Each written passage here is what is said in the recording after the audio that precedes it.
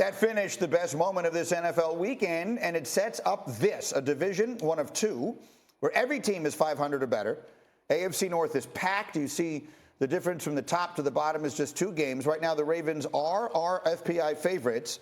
But they've struggled over the past month as they've not scored over 20 points now in 4 straight games. And I'm going to ask this entire crew which team they think is actually the team in that division that is the best. But let me start with my former Raven over here. What's wrong there now? As you watch them, it appears they have no offensive plan. Their defense obviously is ravaged by injury. Yeah, I mean, the injuries are a problem, but I think the big problem right now is it's a Lamar-centric offense, and Lamar's not playing well. So the problem with Lamar was never his ability to read defenses. It was his inaccuracy. But now it seems like he's having trouble deciding on where the ball should go and how to react to the blitz. And if they can't get that offense together, even the defense, as injured as it's been, has been playing well recently. Right. So, yeah, that's why I don't have much faith in the Ravens going forward. There's a part of me that wants to push back on that a little. As I watch them, it seems to me their offensive game plan seems to be, Lamar, go out there and do something spectacular and hope someone gets open while you're running around. I don't see anything where he goes 1, 2, 3 and the ball comes out ever. Yeah, that's the point I'm making. Is that on him? But that's him, or is that the fact that there isn't an offensive scheme that does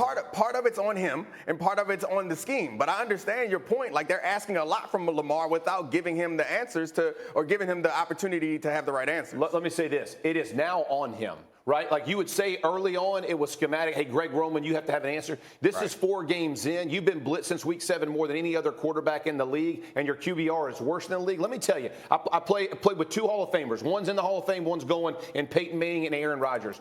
We spoke about blitz pickup every week ad nauseum. They wanted to know, hey, are we going to pick it up and try to block it? Are we going to throw hot? Are we going to roll out away from it? What's our plan?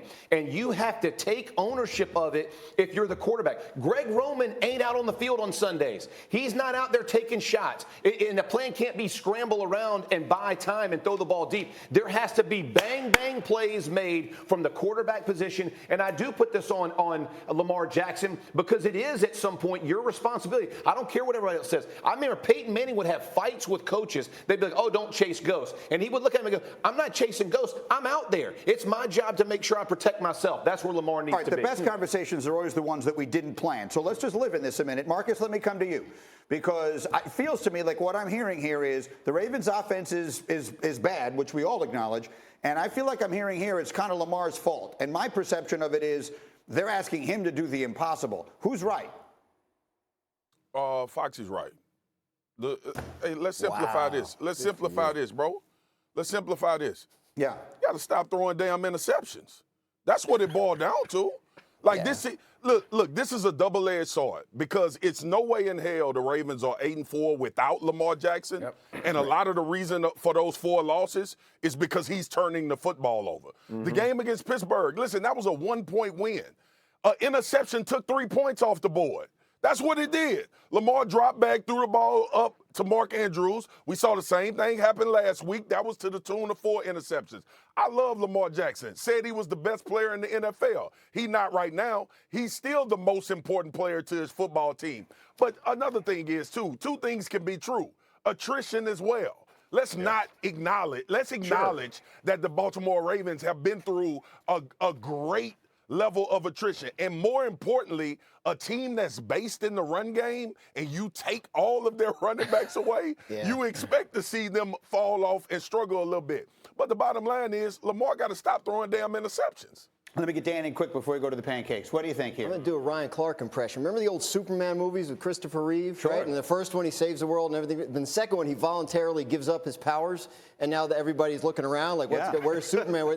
I think we're in the middle of Superman 2 right now with Lamar Jackson. And maybe he's going to come back at the end and save the day again. But right now, he's just kind of rolling around there with Lois Lane at Niagara Falls. He's hanging out. And just, hey, you guys are on your own. I did what I could. After all of that, after all of that, I still won't count him out. I know it sounds crazy. I mean, we got to remember how There you go. But hold on. Right now, we don't have. Thanks for watching ESPN on YouTube. For live streaming sports and premium content, subscribe to ESPN+.